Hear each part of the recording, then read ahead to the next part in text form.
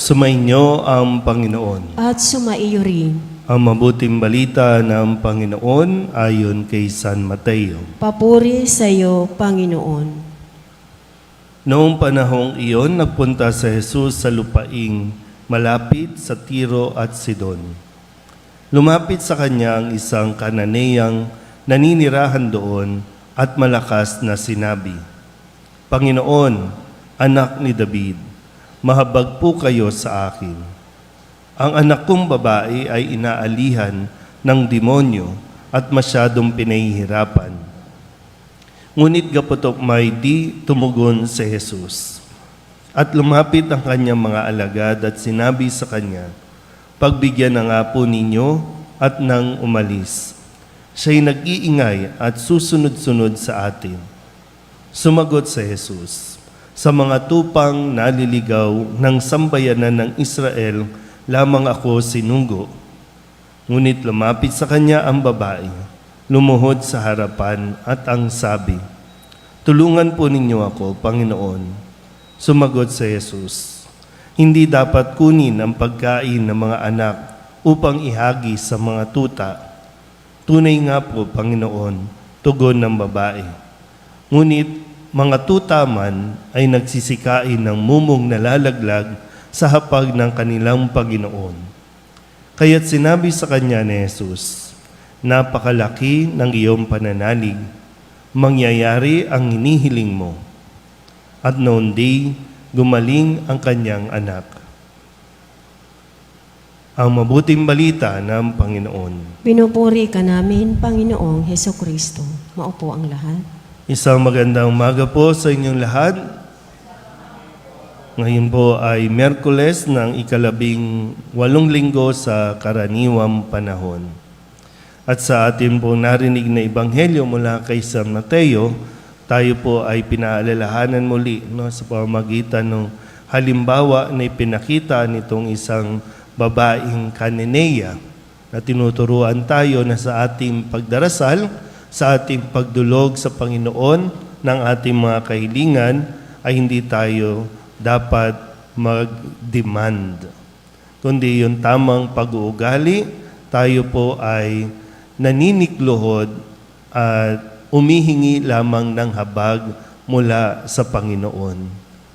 Kung sabi nga po dito, dahil noon mayroon kultura na ang tingin ng mga Hudyo, sila lang ang maliligtas. Ang tingin ng mga Israelita, sila yung pinili, chosen one ng Panginoon, at ang ibang lahi ay wala. Para bang ang sinasabi na kami lang ang maliligtas. Pero sa malinaw na sa kwentong ito ay binubuksan ng Panginoon ang kanyang kaharian sa lahat, lalong-lalo na ang mga nananalig o may pananampalataya, yung mga taong nag-a-acknowledge o kumikilala sa Diyos. Kaya yung kanya pong gesture, na bagamat ang tingin sa kanya sa umpisa ay kabilang sa mga aso o mga tuta, pero para sa kanyang anak, wala naman talaga pong gagawing para sa isang ina, gagawin niya ang lahat para sa kanyang anak. Kahit maliitin pa siya, kahit na makaranas pa siya ng panlalait, pero para sa kanyang anak, talagang gagawin niya ang lahat. At ito yung halimbawa ng babaeng ito.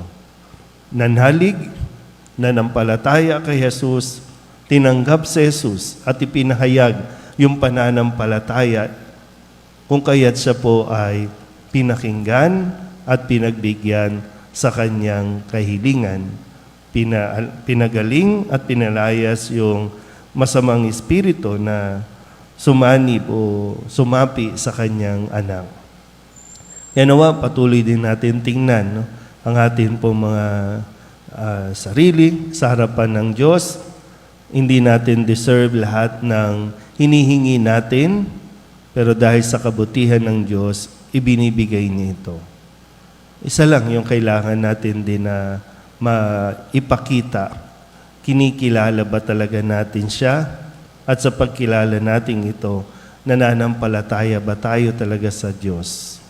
O hindi lang tayo dapat humihingi, kundi yung mayroon tayong pinapasok din na relasyon o ugnayan na ang pinakamahalaga ay yung pananalig natin sa Kanya.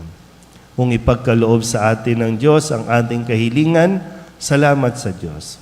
Kung hindi man niya maibigay sa ngayon ang ating kahilingan, nawa buong pagpapakumbaba pa rin tayong lumuhog sa Kanya nang hindi tayo nagagalit, nang hindi tayo nagwawala, kundi yung humility o yung pagpapakumbaba na maghihintay tayong ipagkaloob niya ito sa atin. Amen?